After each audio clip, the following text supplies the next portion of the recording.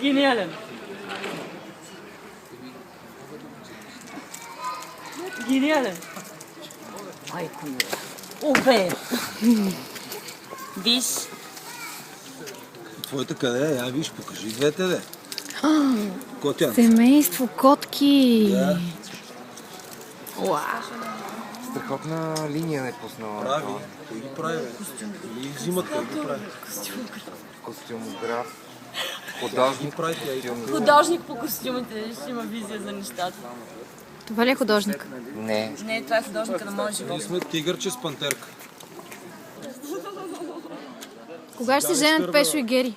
Това само сценаристите могат да кажат.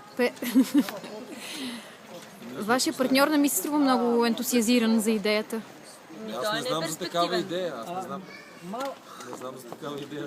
Той е тотално неперспективен човек. Защо? Ами защото не може да задоволи желанията на Гергана. Как ще вземе... А ние видяхме, че ги задоволява много често дори.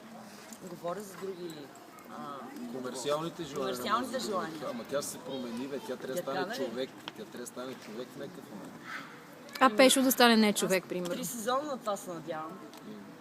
И това не. Чачи Маритна. Бейбе! Не, прижелец! Добре, а Пешо няма ли си смени професията? Той смени.